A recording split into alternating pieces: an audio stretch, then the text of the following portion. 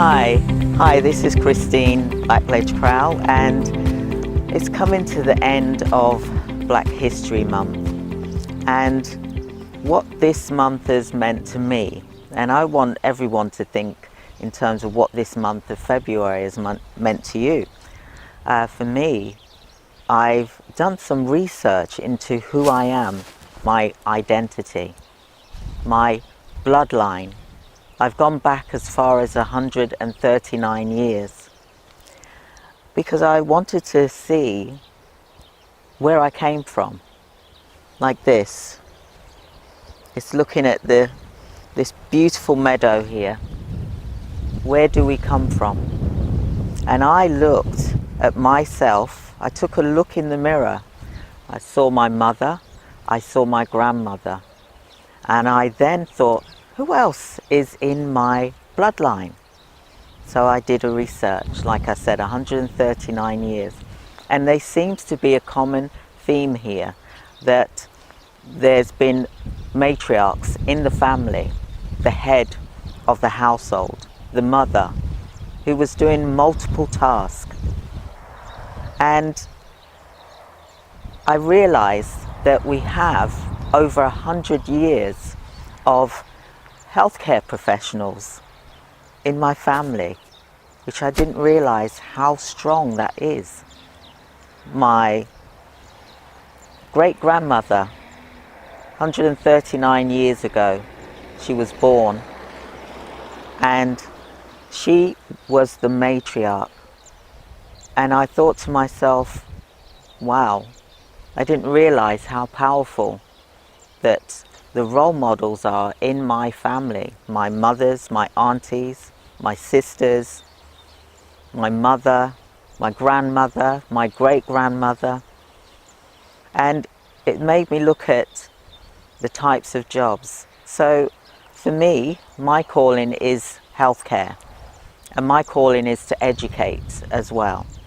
And when I looked at the lifeline, the bloodline in my family, I saw nurses, I saw healthcare assistants, I saw educators, I saw civil servants, I saw inspectors, and I also saw engineers, as well as voluntary charitable work that was being done.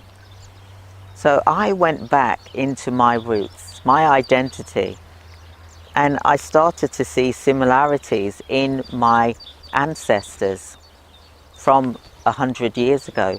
So what is the century, 100 years, which I looked through and I identified with who they are. And it made me realize of who I am because of them. I looked back, and I'm here in the future, but I'm also back there as well. They are still a part of me, and they are there backing me and encouraging me. We have business ideas that we can think about, and it's about making 2021 for you. You don't want to work for a boss. Why not create your own dream, your own bloodline? Let that continue, the legacy.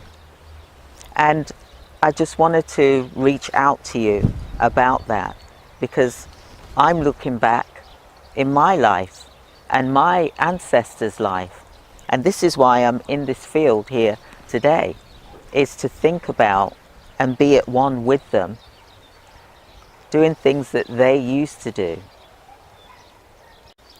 See, this is me. This is me, Christine. This is what I enjoy to do as well. It's about work-life balance and thinking about what makes you happy. What makes you happy here? We're on this earth. We don't know how long we've got. With 2021, why not make that start to your future, to carry on the bloodline, the legacy of your family and your loved ones, because they're with you all the time. I realize that. It's taken me all this time to realize. but I know that they are with me all the time. And I want you to reach inside of you and to see who your bloodline is. I challenge you to do a 100-year bloodline to see who, what, and what occupations they held, and to see whether it matches what you've got, because then you'll see there is still the continuous of building your legacy.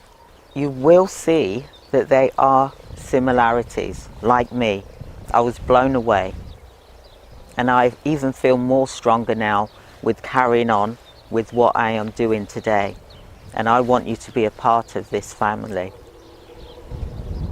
So part of my heritage that I remember as a child is that we had ripe green bananas. We'd also have plantain as well, and yams.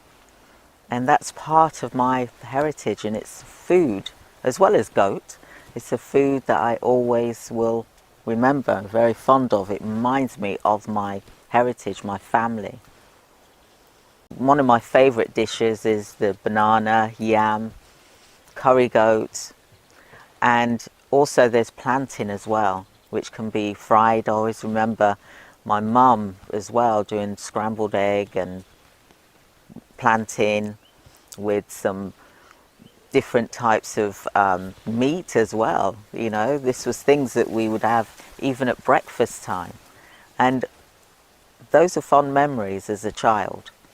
And I just wanted to talk about my black heritage. You know, it's not just about Black History Month. My children, whenever I cook curry goat, one of the things that they say, and it makes me laugh because there's so many things out there that they could have chosen. What would you like me to cook? What is your favourite meal?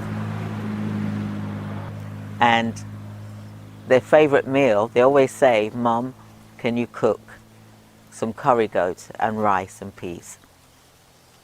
And that is something which I do every single month because my family and my children love to eat it as well. And it's one of their favourite meals. So I love my black heritage. I love Black History Month because it's taken me back and thinking about all the different things that I enjoyed as a child and with my family and growing up with my brothers and sisters and my aunties and uncles and my grandmas and my mum and dad. It's wonderful. My cousins. So just something to bring you into my life. My grandma, I used to call her Granny, and Granny Eunice this is, and this is my mum's mum, for example. I always, when I used to visit her, she always would be cooking Jamaican rum cake. She'd have a big bucket of this cake mixture, and what we'd have to do is I would be there mincing the mince meat, for example, which is the sweet mince, the raisins, should I say. So I'd have to mince it, and she would have this massive paste bucket, and then she'd have rum, brandy, wine, cinnamon, nutmeg, flavors. The flavors was pow, you know, and she would mix it, not with a spoon, she would actually use her hand. She'd roll up her sleeve and she'd use her hand to mix this mixture of cake, and it was beautiful, absolutely beautiful. My father and my mother would cook beautiful meals with yam, banana, plantain. It was beautiful. And I always remember the different types of soups that they would cook, the different types of breakfast meals they would do with banana. You know, at the time when I was a child, I was like, banana again? But now I'd give anything to have that time back again, to watch them cooking those meals for me.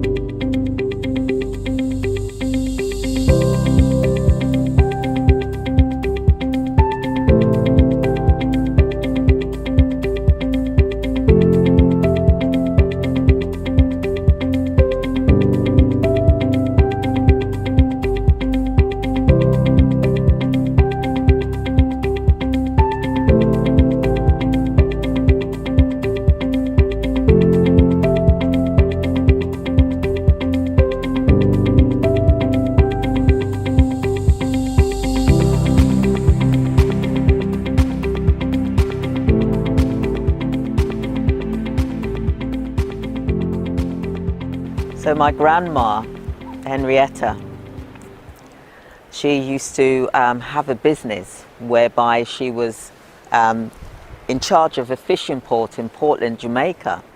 And what would happen is that the family would get fish, and then they would sell it on to the community and also to the restaurants that she had, whereby she would deliver and cook the food fresh for the different organizations that would use her services. So it was like she was doing catering, banqueting.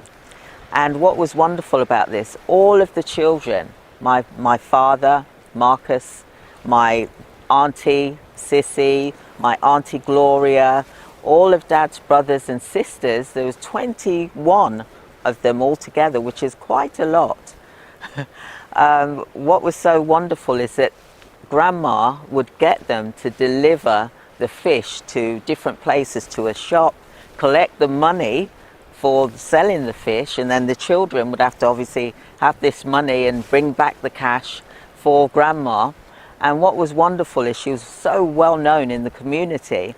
My father had, the family had servants as well, but my father was the type of person whereby he used to actually go down into the kitchen and cook with them. My father loved to cook fish.